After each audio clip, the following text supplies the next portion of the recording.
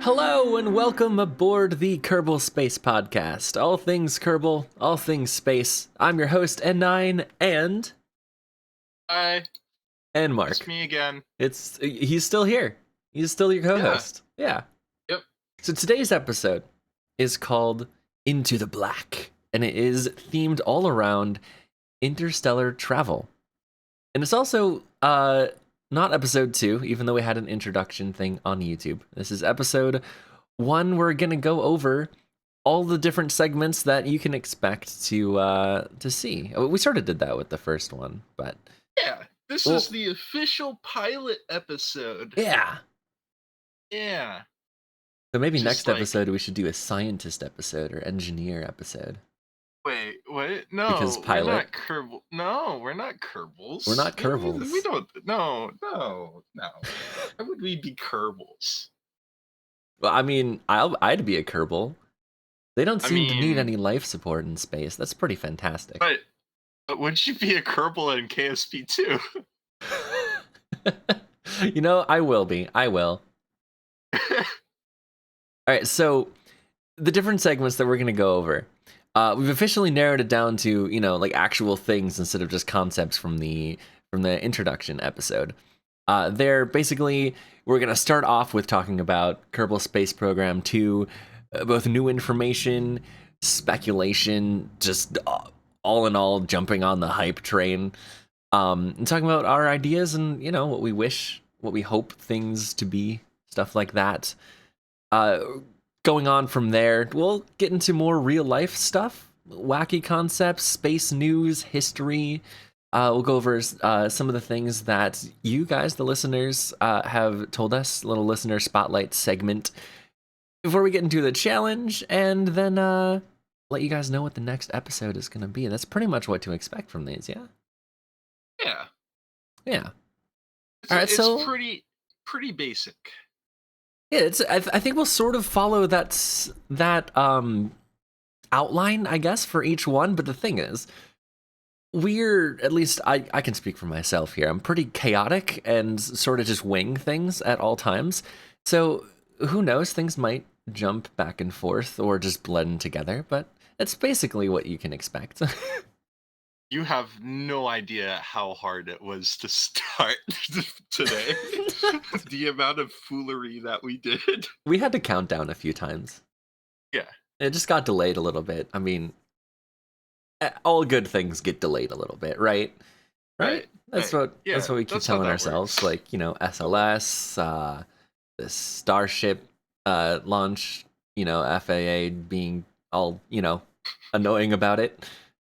KSP2 delay. You mean all good things are delayed? Get rid of the FAA. We don't need it anymore. But we have power here, so let's stop delaying this episode and get right into the KSP2 stuff. Yeah. Yeah. So Latest video. Yes, the latest video. Just phenomenal. It's all about interstellar travel, which is why we are theming this episode on it. Yeah. And it's not very nude now. No. The date is currently May 1st. Yeah. Well, when we're recording this. I think this will go out May 2nd on YouTube at least. But when was it's been a few weeks now, hasn't it, since the last KSP2 video? Yeah. Unfortunately. All right, I fully expect another one next week. I don't, but I wish. I can wish. Get on it, Nate. Please. Love you. Yeah. Nate has to make this one by himself, though. Yeah. Yeah. All right, so... It's Nate ASMR.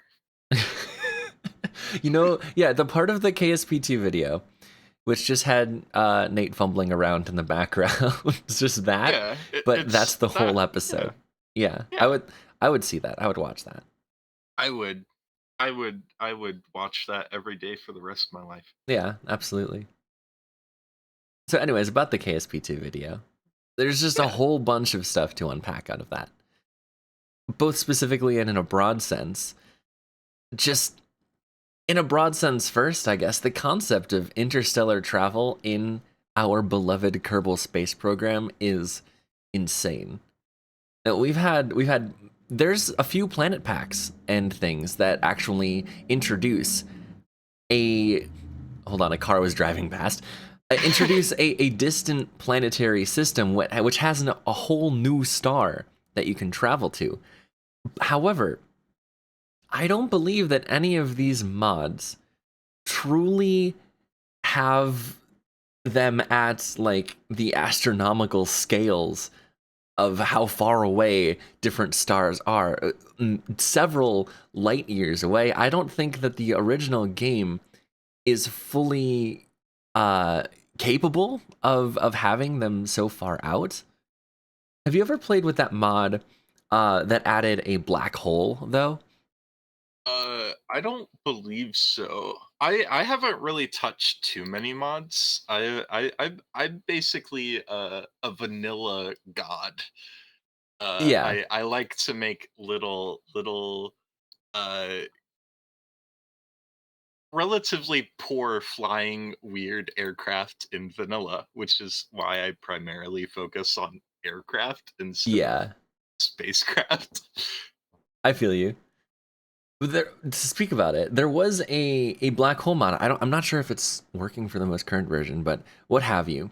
It basically served as a teleportation thing. You couldn't like fly into it because you'd crash. But the way that it mechanically worked is if you got into a low enough orbit around the black hole, it would basically transport you to a random planet pack. Like you'd install a few different planet packs and it would put the black hole in them and you could travel between them like that. That's I guess the closest thing you get to like true interstellar travel. There was Yeah, I other suppose so. Yeah, there's other planet packs that added I guess Beyond Home is a good example, which added another star system, but it was nowhere close to light years away. You could see them both in like an ellipse and stuff, and that is an absolutely fantastic mod made by my links. Um, but just the actual, I'm almost speechless because I think what they're gonna do with KSP2 is these stars are gonna be at realistic-ish distances. I think it won't be. Maybe it'll be less than 4 to 10 to 16 light years away because it's still gonna be Kerbal scaled, right? But I think that we could probably see them maybe being like a light year or two away, which is I I'm looking forward to like 25 light oh years. yeah, Like I'm I willing to wouldn't bet that it will be. yeah, I wouldn't mind, but that also brings up a question like will there be like longer time warps? I Will think there be there like has to a be. yeah, cuz there's more like sense of scale. You need to move faster, I guess. You don't need to. You can multitask and stuff and just wait. Just Yeah, gonna wait 25 years. I would. If it was the only option, I would. But I genuinely think that that's pretty much going to be streamlined. Yeah.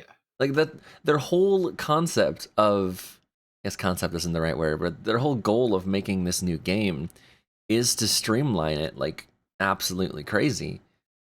And I think Yeah. that being able to warp past things that you are capable of in the stock, the first game, I should say, is definitely going to be possible. Like, of course, there's mods that make you able to that give you the ability to warp faster than you would be able to.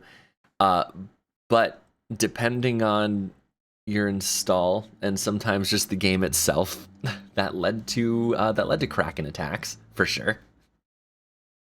Like warping Yeah. at like 100 times faster than you could before.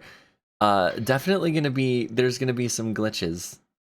I wonder how they're gonna be dealing with warp. Do you remember if any of uh the blogs or YouTube videos have gone over anything to do with warp? I think there I has don't been. know.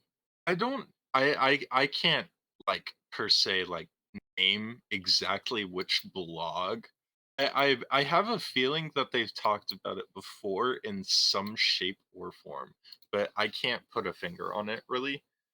Um, but you did bring up a good point. I wonder if there will be any faster than light travel options. I wonder. They haven't teased anything about that. They've been Uh, closed lips about that if it's existing. They've given us concepts of up to maybe up to light speed. I don't know. What was I don't think there's anything that they've teased that would be like warp speed, for instance. But it would be really cool. I think it'd be a shame to let the modders deal with it. I feel like they could definitely implement it at the well, before. I mean, once the game drop in, they just said 2022 quarter like 3 or 4. I don't know what quarter. I think it's Did just they fiscal not? year 2022. Oh, okay. So it might not even drop until like next April. True. Um. So Unless they need more time. yeah, Yeah. which I'm fine with.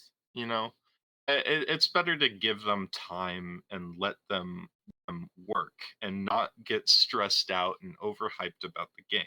Yeah, As absolutely. exciting as Funny Space Program 2 is, um, it's important to kind of give them the time to do stuff because they have lives too. They have other stuff to focus on than KSP 2. Yeah. Um, yeah, I think they could probably figure out a way to implement faster than light travel. Oh, it'd be And incredibly easy to, actually. yeah, So, in real life, the speed of light is a huge barrier to cross that might not even be possible to cross. However, in the realm of the game, in the realm of hmm, KSP2, the speed of light is a number. And you could easily just +1 enter, and now you're faster than light. Like it doesn't matter. You can be as fast as you want to be because it's numbers. You're not constricted to the speed of light. You're constricted to how fast can a computer process something. That's the barrier of how and fast you can go in with KSP2. computers now, we have very powerful components. I Right. think the CPUs are lagging behind the graphics cards a little bit right You now. should see my But computer. It's the yeah, opposite story. a super modern processor and a uh, graphics card from 2014. It's not that bad. Wait, maybe. When was Yeah, the it is. GTX 1080 It is released? 2014, I Oh, yeah. believe. Well, yeah, all right, that'd be Yeah, it. My processor is I. doing fine. My graphics card is constantly on fire. It's okay. My graphics card is from 2014 as Oh, well nice. on both computers. Yeah. Uh, so we're in the same boat. Yeah. Anyway, Yeah. yeah, it's completely depending on computing power, and with technology right now, I think there's a lot of possibilities. Oh, absolutely. So, going past the speed of light, mechanically, uh, speaking of just, coding software, it's just a number, right? But Hmm, talking about like the balance that they are trying to implement in the game, I guarantee that they're going to be making a tech tree that is much further in scope than the stock tech tree, guaranteed. But if it is the same sort of system where it's a tree of nodes, which honestly I don't think we've seen anything about the new tech tree, or if it even is a tree. If it yeah, is, faster than light travel would be the final node on yeah, definitely. that tree. Like 10 million science to unlock. I'm kind of confused. I'm wondering how they'll like do like the planets like when you zoom out because that's a lot of things to render. So do they just like fade out the planets or anything? Like In a way, I think they've sort of explained this, and I don't know to what scale, to what end it works, but they with videos talking about the terrain, they've definitely shown us footage of how their scaling works. Like it's something that you see in the first game as well. However, I think they're implementing it a little bit better, a little smoother, a little more performant, I should say. So if you zoom out when you're like on the surface of a moon or a surface of a planet, you can zoom out and you can sort of see the texture transition from, what you see when you're on the ground and then what you see when you're in space. And it's sort of transitions between it, sort of like a fade, if you haven't noticed. And then at a smaller scale, when you're closer to the surface, you zoom out a little bit and zoom in a little bit. You can see some of the texture differences there as well. But because the terrain is so complex in Kerbal Space Program, and we've seen the footage of like zooming out and then zooming in, and as you zoom in, the detail of different rocks and different features, they gain more polygons as you get closer to them, so they have higher detail, and they lose polygons when you zoom out. And it was a noticeable effect in the video that we saw. I think this was Right. sort of a show and tell video, and I guarantee they're streamlining that as well. They're tuning it, they're tweaking it to make it as not as like noticeable, I suppose, so that you don't even notice. You just see that like things are getting much better. This is actually something that a lot of video games do.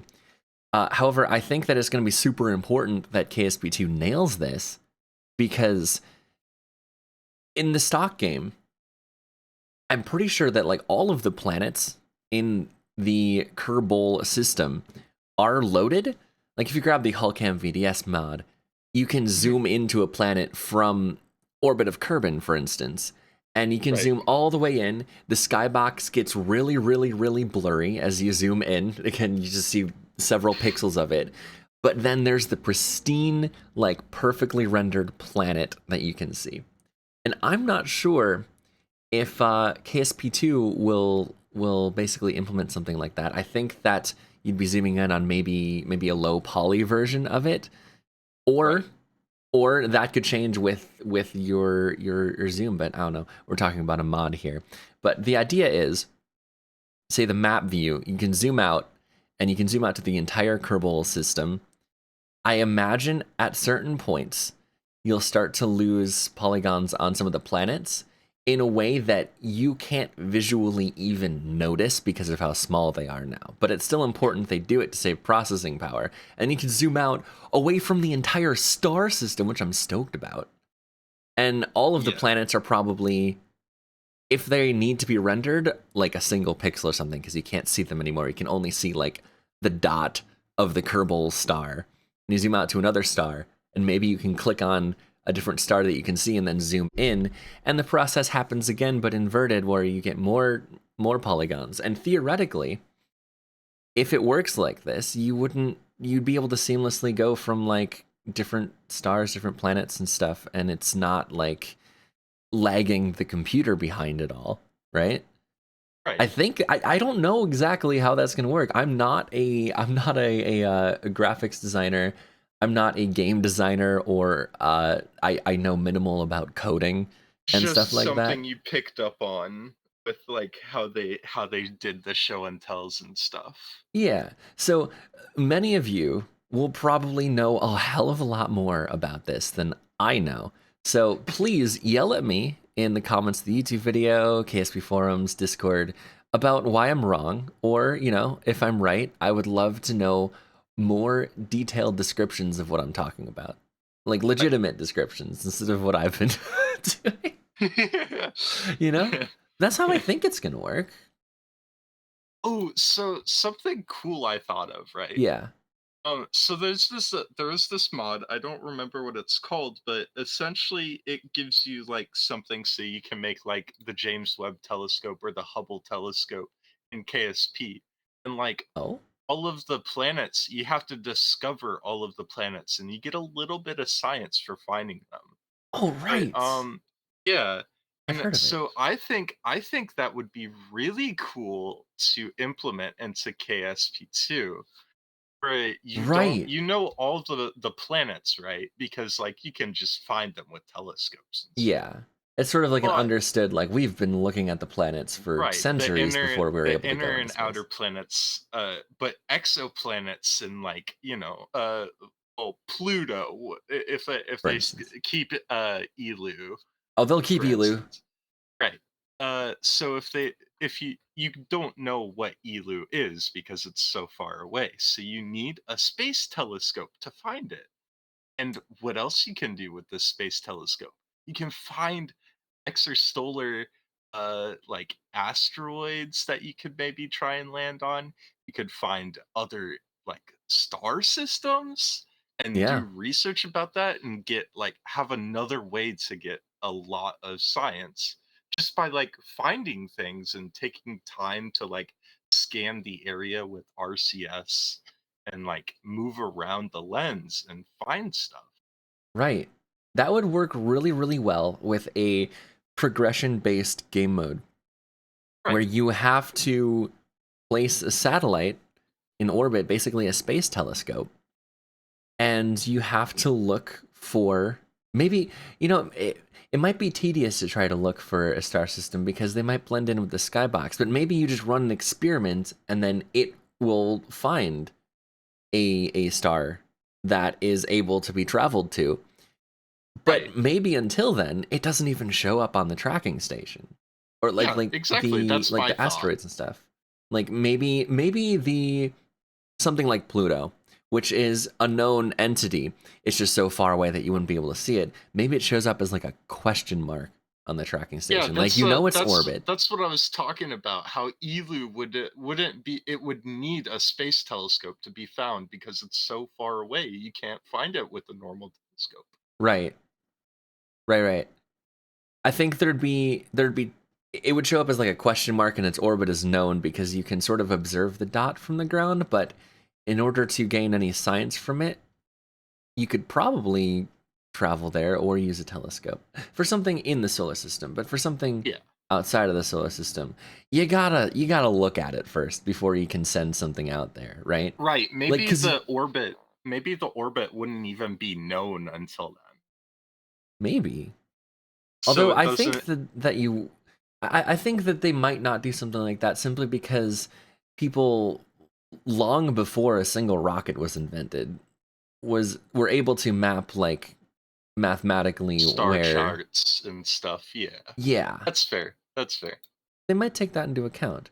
But as for actually being able to, or not being able to, requiring a telescope to view a star before you can travel there, that just makes sense. Because otherwise, you're gonna like build this massive mothership, this generational starship in orbit of Kerbin, to send it out to nowhere in particular to see what happens. I would do that.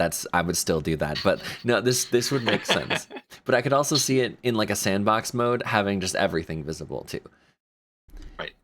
Yeah, I think in a progression mode, like having like difficulties, like stages of like, hey, you can see all the orbits, or you can know only your planet's orbits, or like a combination between the two. I Right, don't know. right. But speaking of interstellar travel, let's talk about like problems with it. Yeah, Like, what are the biggest challenges? there's a lot of it, to put into just like a small list. You're on your own out there. Radiation sucks. TM. You can quote me on that one. Lack of gravity is a problem for our bodies. Maybe not a problem for Kerbal bodies. They might be more adapted to space. And there's different ways of going about solving these issues, or at least negating them as much as you can. But there are Yeah, problems with that, and still nothing is really all that perfect. At least now, because we're still conceptualizing interstellar travel as a human race, as a species. Uh, right. we know a lot, and with what we know, it's it's dicey. It's dicey, you know. Yeah, I'd give it about 100 years. 100 years until we are able to send a person interstellar. Yeah. That is, I honestly, I I don't know. well, I just It's feel that way ambitious. because I feel well, we have to be ambitious or else we'll get lazy and kind of skimp out and people will That's turn it into like a cash crop and then we won't get anywhere. that's So we true. have to be kind of ambitious. We have to kind of challenge ourselves. And I think 100 years we have 100-year plan to Yeah. get someone into a different solar system. And I think that's pretty likely with how close Proxima Centauri is, which we'll kind of talk about more next episode. Right. Um, We'll talk a little bit about it today, but more about like its specifics next episode, I think. right. Um, But on the challenges that we have to overcome in these 100 years, let's say.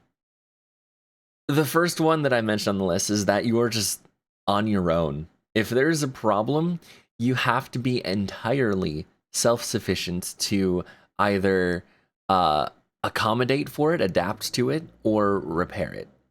Say you yeah, have one single ship and a vital component of it just explodes. If you're just alone out there, that is just game catastrophic. over. Yeah. Unless, of course, you bring a fleet. I had this idea of not just building one, but maybe building like six, maybe a dozen ships that all Mhm. like just burn at the same time. They're and they just go out and they stay in proximity of one another. And maybe they are, let's say, like this traditional sense. Like there's this huge sci-fi sense of when we're going to another star, it's with like 100,000 people on these just city-sized spacecraft, right? So let's say there are a Mhm. few of those, maybe six of them, and each one is filled to like 1/6 capacity. Because at that point, if something catastrophically goes wrong with five of them, you can still ferry all of those people onto one ship that now is at full capacity as like a safeguard. However, that's expensive as hell. But Oh I think yeah. that's really the only thing that you're going to be able to utilize to have help out there. Because it won't be long before you lose communication with Earth entirely. And you are just out in the endless darkness alone, which is terrifying. Yeah, no, definitely wouldn't want to be on the early interstellar ships myself. That but also for like a solution of like gravity, there's also artificial gravity. So how Yeah. would that what are the pros and cons of that? So, first of all, a lack of gravity is not what our current bodies are used to or compatible with, even. Your Right. blood will, it's being pulled down basically to your legs, that direction when you are standing on Earth. And your body is very used to that. It, in fact, uses that. Once you're in 0G, your blood sort of pools in places where it's not used to. Like astronauts have been known to have like puffy faces and like a little bit of a difficult vision and stuff like that, being in 0G for extended amounts of time. And that can lead to problems, especially if you are in a mission critical position that requires you to, I don't know, see your surroundings or something like that. So it's very, it can be a problem. Yeah, Um, it causes some astronauts to misidentify things. There's been several like points where astronauts mistakenly call out a UFO when there's like absolutely nothing, and they go back home and they find out that they have a lot of vision problems from yeah, like all the issues with being an astronaut right now. yeah, like space hallucinations. That's just a known thing that NASA accommodates for. Actually, Yeah. I don't know the specifics, but I know that it's a well known phenomenon.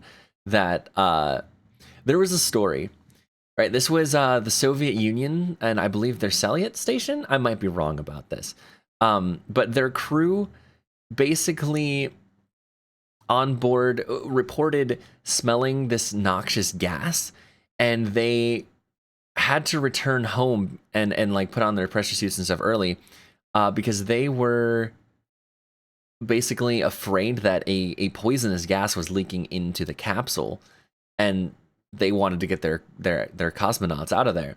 Well, they sent up the next crew up to the station, and there was absolutely no smell whatsoever when they entered the station and tested things. Everything was working phenomenally.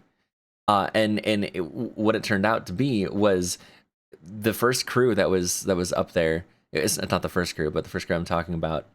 They were up there long enough that this was actually a hallucination.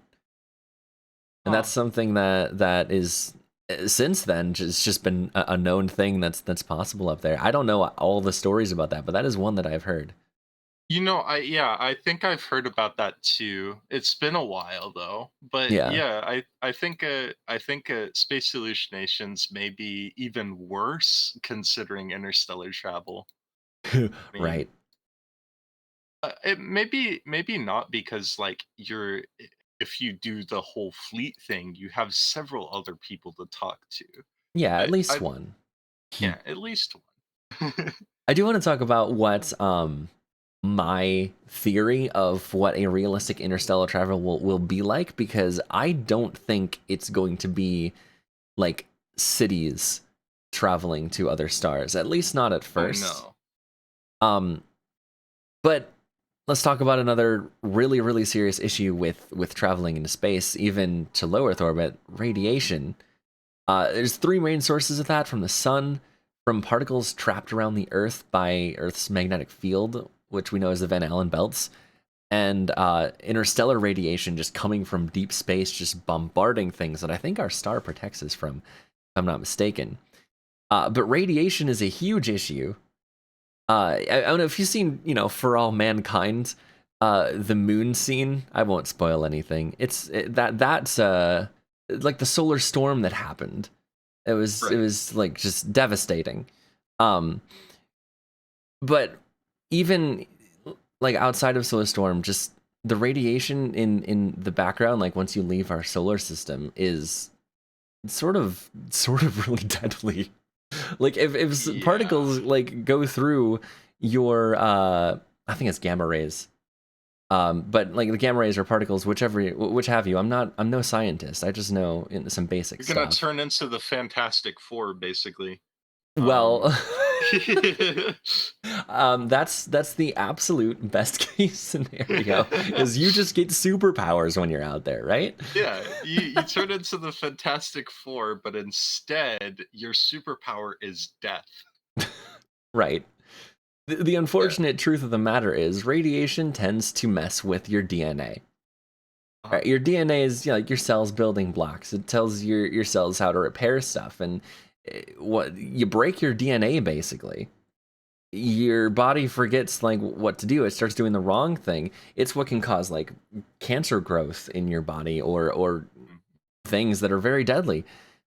Possibly like losing vision and senses and stuff like that. It's another source of probable hallucinations in space.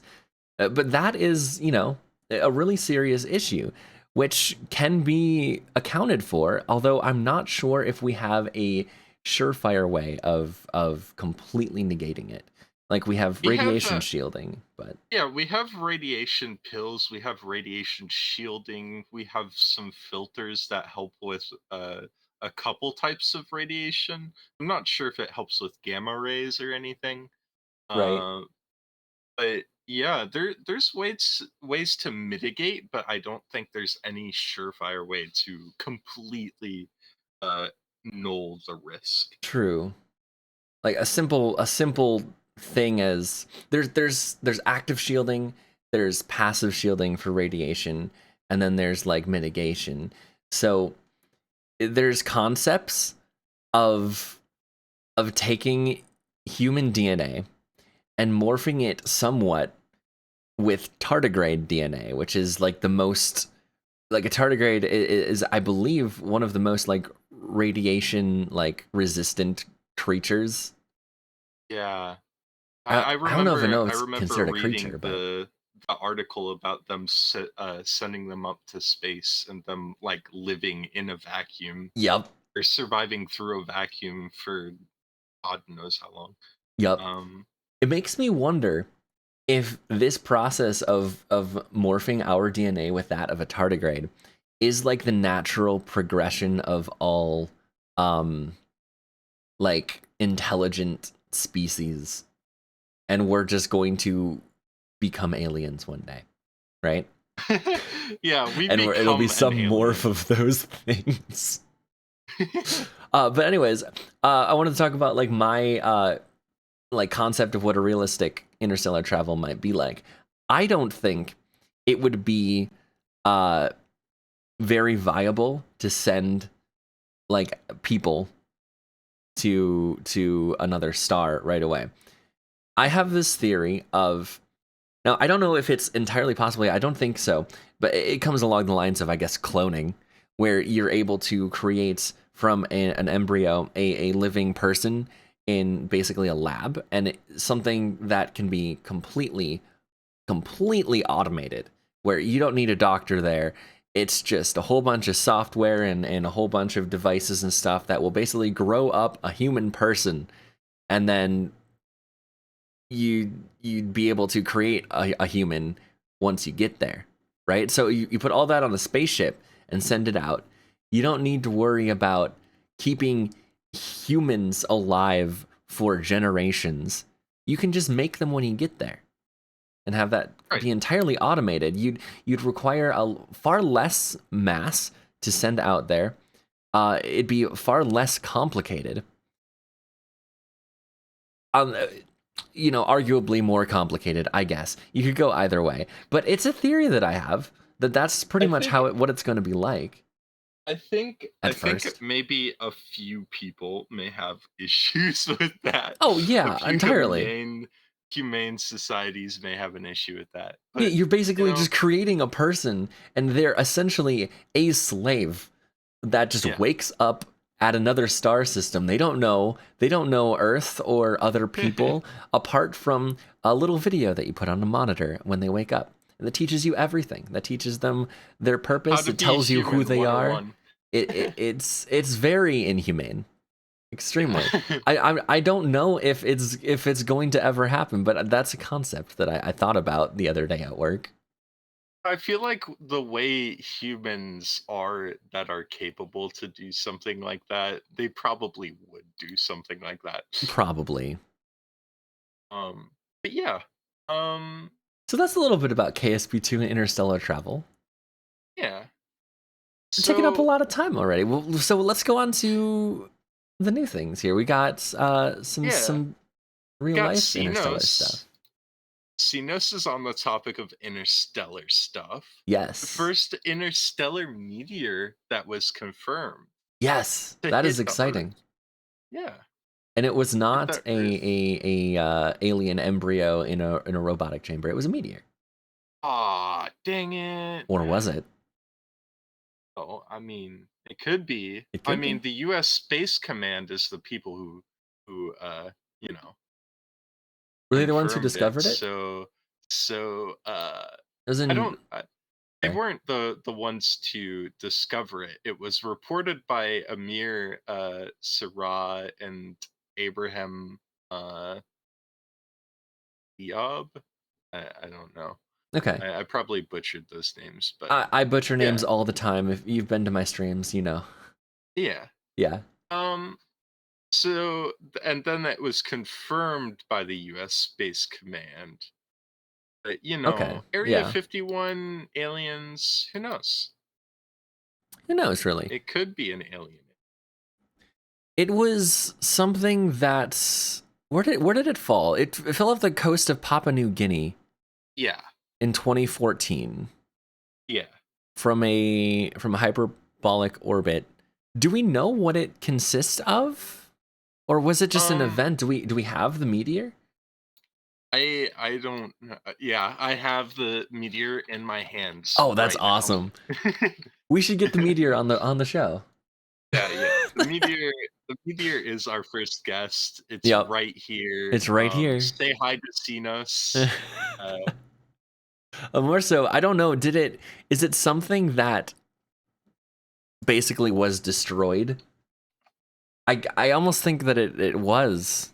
It had to have well, like I burned up in mean, the atmosphere. It shattered on impact with the ocean, basically, and then they confirmed via old astronomical stuffs that, or astronautic. well, Words are hard. The charts the that thing was a meteor. is that this meteor was 1.5 feet in diameter. Oh yeah, that thing did not survive. No, it's dead. Yeah. So it's an event. It was an event basically that hit the Earth.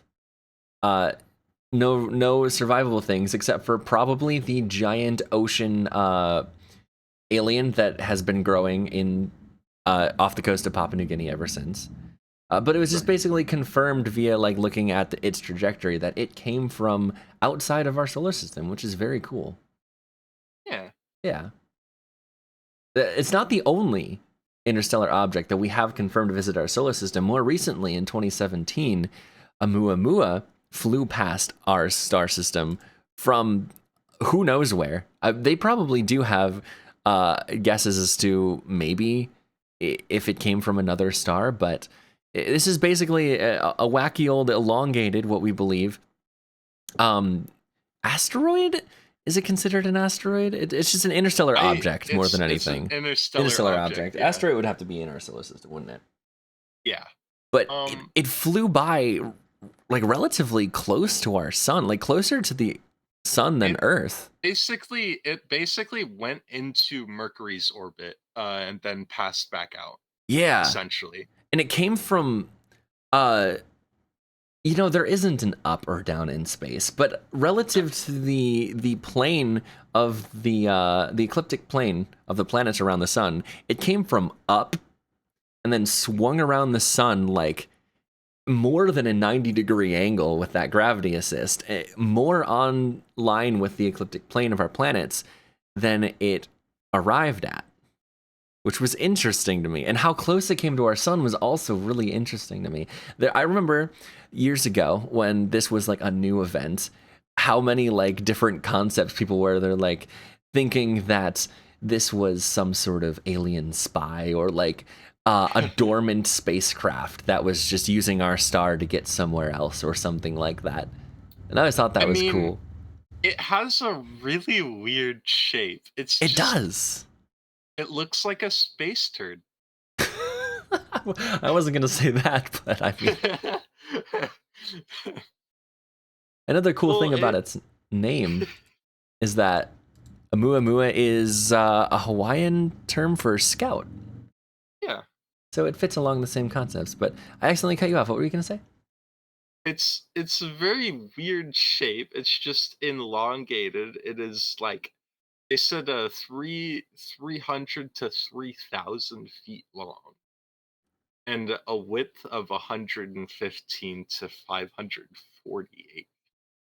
So very weird dimensions, and I think that's what kind of sparks uh Right, the alien spaceship pill ship, if you will. right.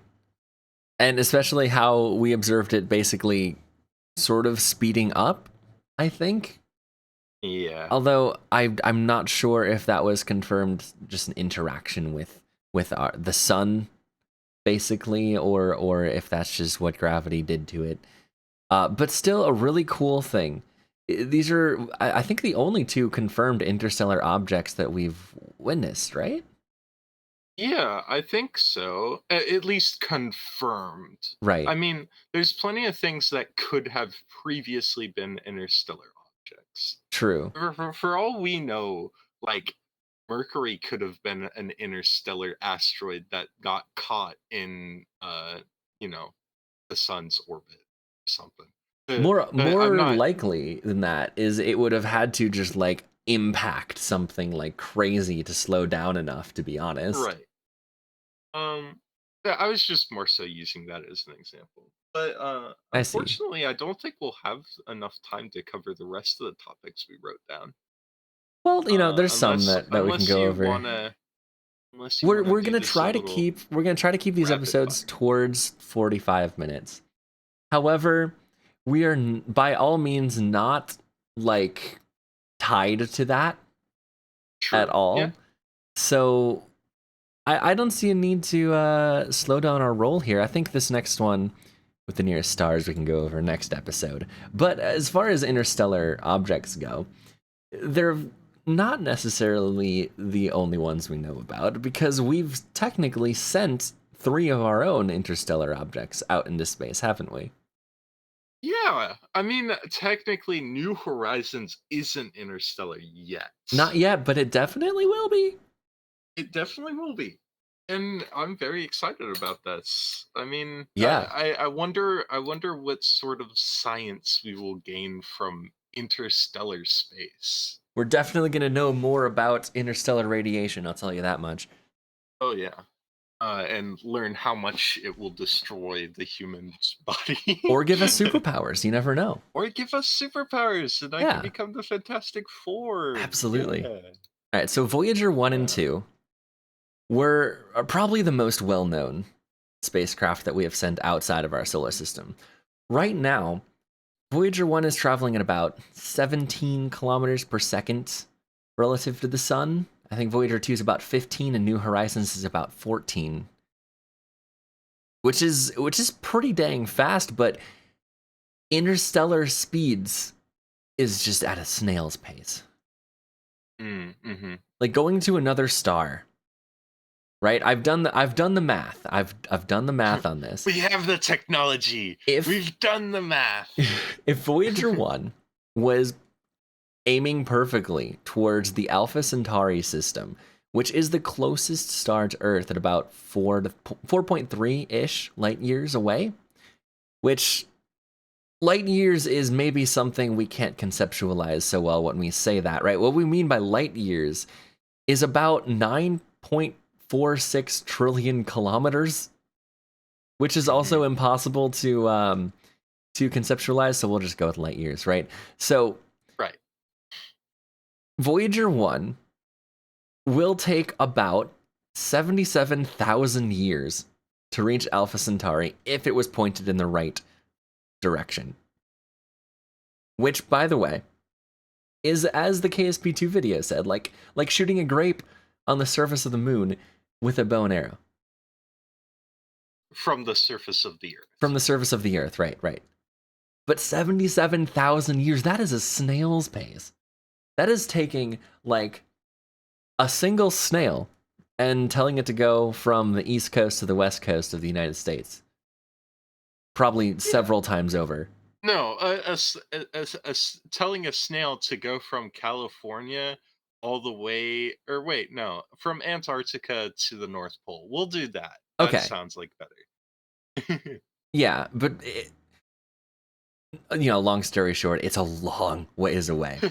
And if we used traditional methods such as the propulsive method that Voyager used, you burn at the Earth, maybe you get some gravity assists from Jupiter or Saturn, and you head out to another star, that's going to take a really long time. That's like 1,000 or so generations of people. If you are sending people out there, 77,000 years, that's more than like Earth's history that we like know of, isn't it? Like it's unthinkable. I mean, I don't know. I mean, I think humanity's history, I should specifically right. say. I think humanity's history. I mean, we're definitely older than 77,000 Oh years. yeah. But the history that we know, probably like I'd say the history that we are 100% certain of. That's probably a better way of putting it. Yeah, like putting that as a frame of reference, though, like it's gonna take longer than that to get to another star. Imagine what people would know of Earth at that point. Their great, etc. grandfather once lived on a planet called Earth, and all we know is this submarine in the black of space. But what is if space we really? if we even make it 77 1,000 years without being at each other's throat and turning the Earth into a radiation Yeah, dust cloud. Earth might not Um, even be there anymore. yeah. But if we get there, we'll probably be considered cavemen to those humans, if they are human or Right. eyes. Unless they, morph into aliens. I Yeah. don't think it would happen in that soon. It's a lot of generations. Um, but that is an interesting topic that I think we were talking about a little bit before we started the show Mhm. of just like how a human body would sort of naturally adapt to being in space that long. Over, let's say, 1,000 generations, I don't know how fast mutations and evolutions actually happen, but it's definitely possible there will be some visible differences after that long of the human body adapting in I space think if there it were would able be to survive. visual I think there would be visual differences observable within like just 10 generations, to be Yeah. honest with you. Do you think that we'd get gray skin and our eyes would go really big and black?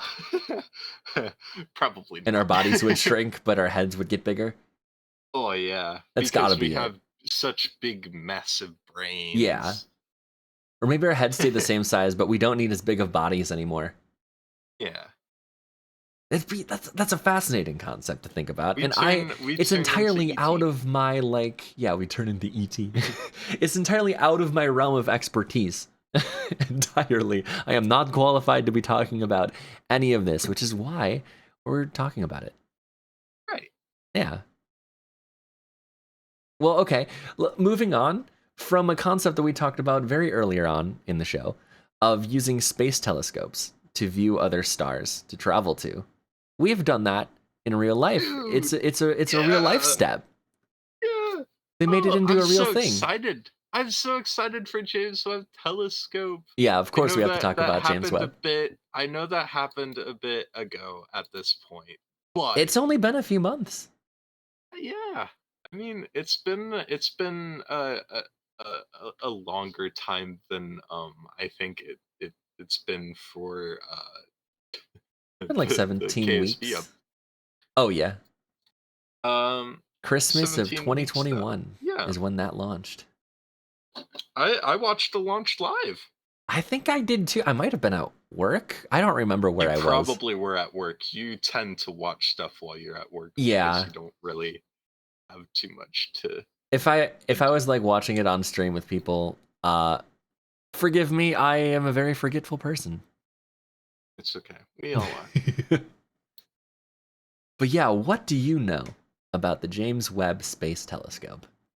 I do know that it is, I think, almost ready to do its mission. I don't think it's started its mission yet.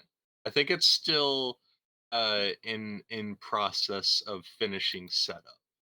But Right. it will, I think it'll be ready in a few I don't know. I don't know too much about James Webb. I Okay. just know that I'm very excited for it, and it Oh, me opens up a too. lot of possibilities. Me too. I'm very, very excited. So the James Webb Space Telescope had a perfect launch on the Ariane 5. It Uh-huh. it it got to its Lagrange point where it's orbiting nothing in space between the Earth and the Sun at a little over 4 weeks since launch. But up to that point, it unfurled its mirrors and stuff. And I think it was. I don't think they. I don't remember exactly when they unfurled the foil, like the solar protection underneath the actual Yeah, but telescope. that was the most stressful part. Yeah, I was more worried about that than I was during the launch because that's something that ripped on the ground. Yeah. Crazy enough. Uh, so it required like a whole new design and stuff, but it works. It worked fantastically. There were some issues with I think two of the mirrors. Their motors weren't responding as they needed to, but all of the mirrors, and I forget how many there are. There's a lot of them. Um, roughly 16. I don't know the number off of the top of my head, but they've by now aligned and pretty much are ready to photograph things. Most of its components have cooled down to operational temperature by now. They've fine-tuned their the orbit to be in exactly where they want it to be.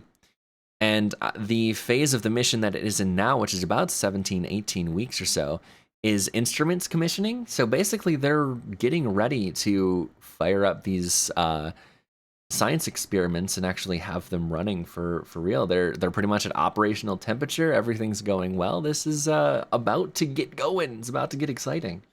I can't wait to see the first photographs. There has been photographs of different calibration thing, but I know what you mean. Yeah, Like the first I mean the big boy the big boy photos. photographs, exactly. Yeah. Yes, me too, me too. We have a lot of big boy photographs from Hubble in the meantime, though. Oh yeah. No, Hubble's been very I'm glad they fixed all the bugs and stuff, and you know, it's old reliable. Yeah, it's, as far as I'm aware, entirely like up and running. Like I don't think there's 4 experiments that I believe are running, or I guess instruments you'd call it. I'm used to the Kerbal Space Program terminology. But that thing has been ever since it launched. When did it launch? It was 1990. This might make some of Yeah, it you was in feel the old, but that was 90s. before I was born. And ever Yeah. since, it's just completely revolutionized our understanding of the things that are out there far away from our solar system, different galaxies and nebulas, and even some of the planets. It's been able to turn towards. There's some really, really well-known space photographs that a lot of people would recognize, and that is thanks to Hubble Space Telescope, and by extension, also thanks to the possibility that we have and we have used of going up into orbit and fixing things and updating things. Like I think we've replaced the solar panels. We've completely replaced different parts of that No, it's definitely telescope been in orbit. modernized. Yeah, and that Um, is like essential to keeping that space telescope up and running.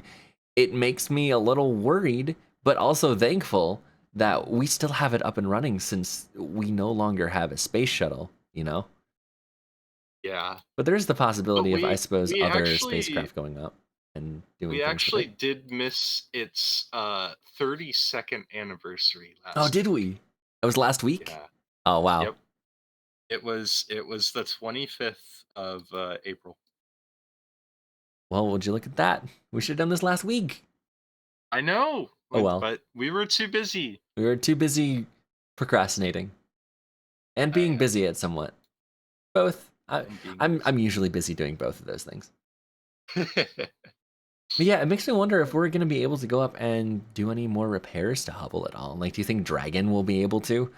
I don't. I think Maybe I Starship. think I think Dragon's interior isn't meant to be exposed to vacuum yet.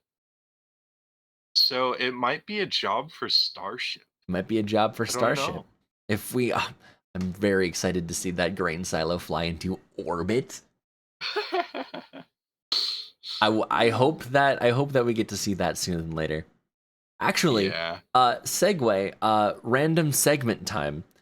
I've Oh, asked this on Twitter and stuff before, but this is a great platform in order to ask a question to you guys. What is your opinion on this? Like, what do you think we will see first? Do you think we will see the SLS launch?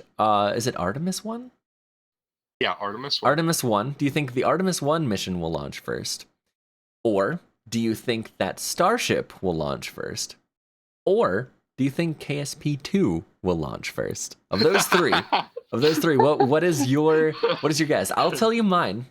Mine, I honestly think that we will see SLS launch before the other two. I agree with that. I believe that we will watch SLS blow up first. Oh, you think it'll blow up? And I want to go in person and see it. So I hope oh that you 07. do. I I don't know if I'll have the funding to go see it, but Take a The video of it for me, N9 please. donation fund. No, I'm not asking for But yeah, money. yeah.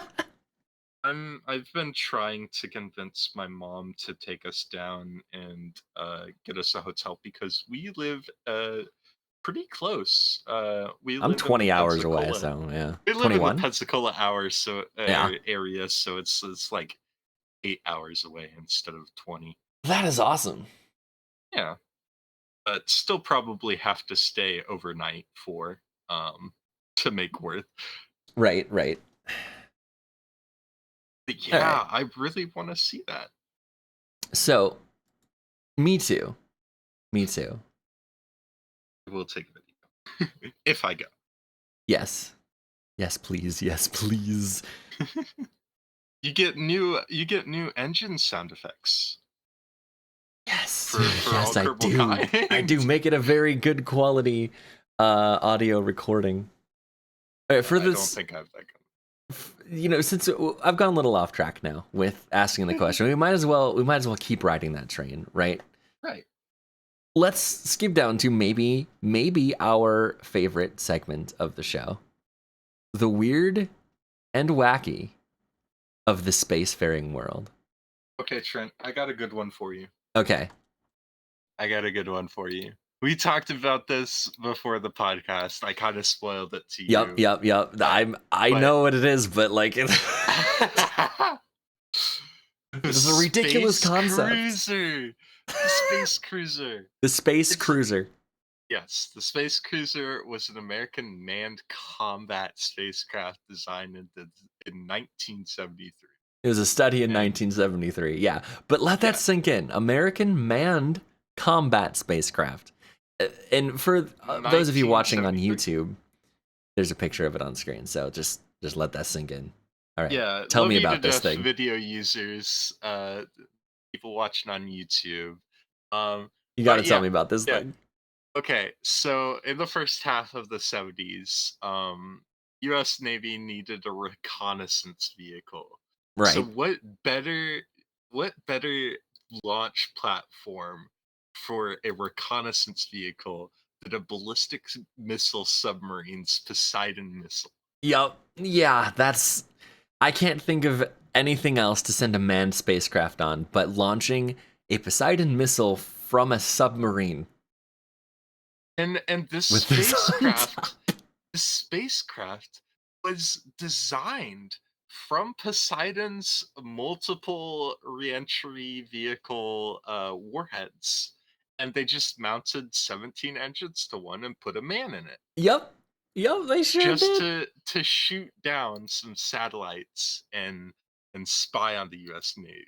Of course, this was canceled, but it was a I wonder why. proven and demonstrated test vehicle.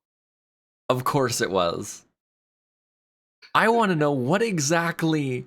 It's probably classified, and this is why we don't know. I want to know what exactly the plan was to actually, like, destroy a satellite with this thing. Because I can't. Are there, like, is there something that deploys or something? Like, I can't. Space Browning 50 cals. 50 Just put a cals. bunch of 50 cals on Right. there. And they Ultra simply reliable. deploy during the reentry phase after you're done Yeah. using them up in space.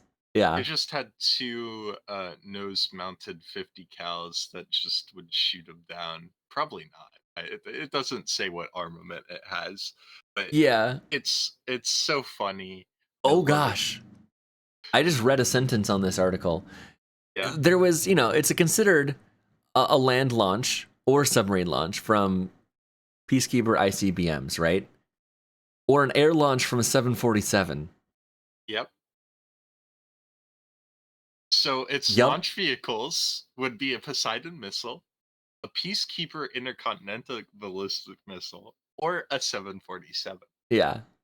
That is just all in all very worthy of weird and wacky. It has that title. It's got that title on it.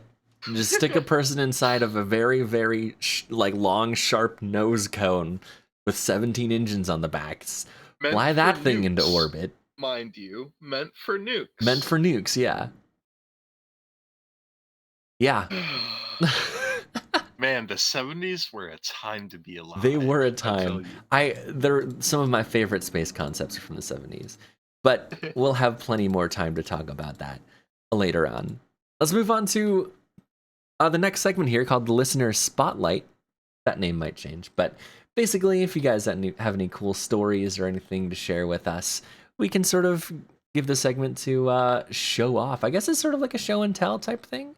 Yeah, Meant for all things Kerbal, all things space, pretty much. So, yeah. look, the last week or so, it actually happened last month. We have some images from Ballistic Fox and a slice of pizza on the Discord that they took from aircraft. I think one of them was in a helicopter, one of them was in Yeah, was an airplane. Pisa was in a helicopter, and Ballistic Fox was had a charter flight. Yeah, It they were looked like. flying around Cape Canaveral, right? Yeah, And they got images of like the vehicle assembly building. They flew over the space shuttle runway. Didn't land. They flew over it with seeing their flight plan, and they were able to take images of a SpaceX launch and landing from their aircraft, I believe. Which just that's super cool. no, the landing they took from the ground. Oh, okay. The landing they took from the If you ground. if you look at the picture, they were on the ground Right. watching it. But yeah, we just thought that was pretty cool, so we decided, Yeah. they So shared it to us, so we shared it to you guys. yeah, thanks for sharing, both of you. And other things like this, feel free to share it. You might get a spotlight on the next episode. But on to the next thing. We have the Kerbal Space Challenge. Now, every week we'll have something new, but of course we're going to talk about our favorites from the last challenge. And this is Every other actually, week. yeah, sorry, I misspoke. Every other We've decided to not do every week based on how sort of chaotically, again, we may be recording these episodes. Sometimes they're recorded only a few days from each other, even though we're going to be releasing them every week, hopefully. So that we have enough time to actually have people submit their submissions for the challenge and enough time for us to go over them. It's going to be like every other episode. But the one that we Mark did for the introduction episode was basically creating an RP-318, a Korolev RP-318, right? That's the Yeah, aircraft? the 318, yeah. The 318. So yeah. So it was So basically an aircraft with just a puff engine equivalent, yeah. yeah. Yeah. And people made it work. People made it work in their own weird and wacky little different ways, and I Yeah. was pretty impressed. And yeah, we'll have Um the engines on or not the engines. We'll have some of the images of these on screen with names, but we had Phobos, Yoshi, and our very own co-host Mark. yeah. Curium, I had a absolutely fantastic design myself. Arc 555, Pi, and Joio. And you can see these on the Discord, or if you're watching the YouTube video, we'll have images up here. But I think because it's fun to spark a little, I don't know, conflict, we should pick our favorite. I I think my favorite was pies, honestly. Yeah? I need to actually I go to the love KSP challenges here. pies. I love Pi's little story he did for it. Yes! And it just There was looks like a lore. nice little glider. Yeah. He definitely put in a little bit of work into it. Yeah. And he made it work, and I thought I really enjoyed it. And I thought that was my favorite. Yeah. I honestly think that might be my favorite too. Um, just it seems second to Jovio's. I think Jovio's basically did a similar concept, but it's a biplane. Yeah, But it's a there's just something. gigantic biplane. It's a really sort of simple design that Pi went with, and with the lore and everything involved. I think it wins the contest. I think it's able to fly a lot more than mine. What I built could fly for maybe 2 minutes tops. Yeah, no, It that was has bare bones. plenty more fuel than yours. Yeah, Um, way yours more is more of a valuable, way more stunt lift. plane. Mine is a stunt plane that it's like one and done, But yeah, that's gonna be for the last challenge. The next challenge, which we are going to be hosting, it's sort of like a loose-ended challenge. There isn't really a specific to it. But on the concept of this episode being called Into the Black, on the concept of interstellar travel, and well, we don't have KSP2 yet, but it's basically along the lines of going somewhere new, right? Or going somewhere interesting. So I'm going to keep this to the stock pretty much. Pretty much. And the idea I had was whether you're a new player or an old player, to basically go out to somewhere you haven't really been. Or, maybe if you're a pro gamer KSP player, just do another Jewel 5 landing mission where you plant a flag on everything using a single mothership and land everywhere, right? I'll do you one better. Yeah. If you are a professional, you have landed everywhere. Yeah. Just play on a planet pack you've never played on before. Yes. And And do let us share your know. favorite Let us massive crafts that you build in it. That's the Yeah. idea. But like the basic idea is just go somewhere new, really. Like, Yeah. if you are someone who actually hasn't been to the moon before, even, and you play mostly on Kerbin, I challenge you to go to that moon. I challenge you to People go. go If you've to the only moon. been to the moon and Minmus, I challenge you to go to Jewel. I think there's a lot of players who have been to the moon but haven't really been elsewhere, and I challenge you all to go to Jewel in whatever shape or form you desire. And just send us your screenshots or your stories about things, or maybe even your stories and screenshots of when it was new to you to go to these things. So basically just a loose, show and tell of new things you did in Kerbal Space Program. But I challenge you to do something new. More than anything. That's the challenge. It's a very loose one to start off with because I don't want to be ruthless yet, but we'll get there. We'll get there. We'll get there. Yeah.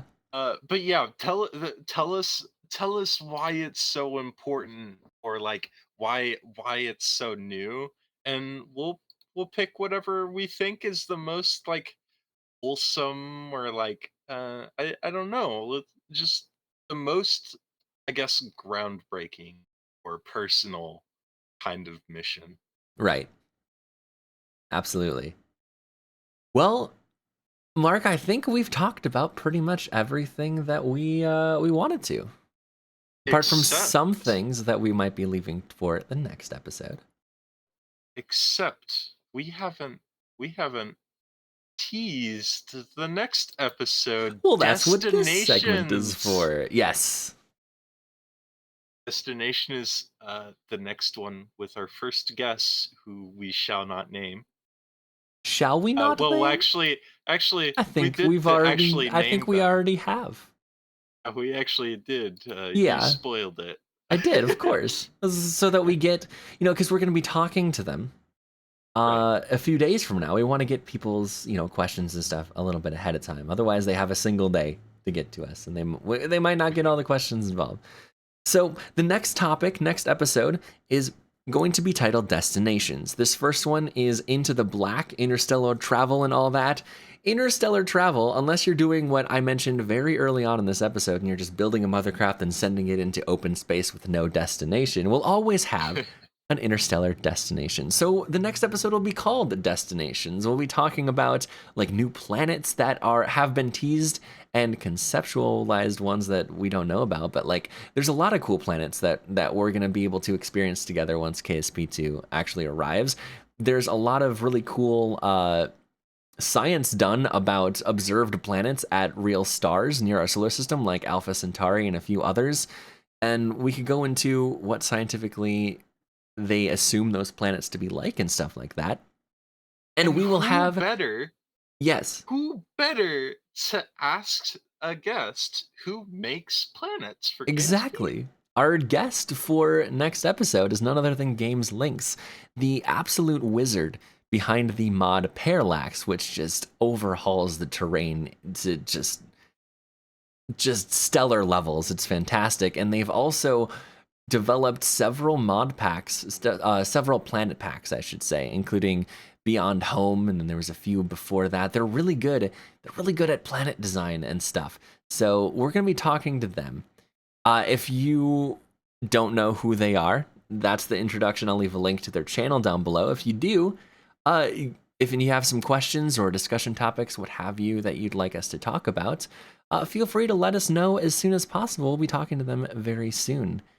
But yeah, that's what the next episode is going to be. And we still don't know how to do an outro. We still don't know how to do an outro. So I think we're just going to start some of the music. Oh, there it is. Oh, whoa, And, whoa. oh, hey, whoa. No, we're fading away. And we'll see you next week. No. Farewell.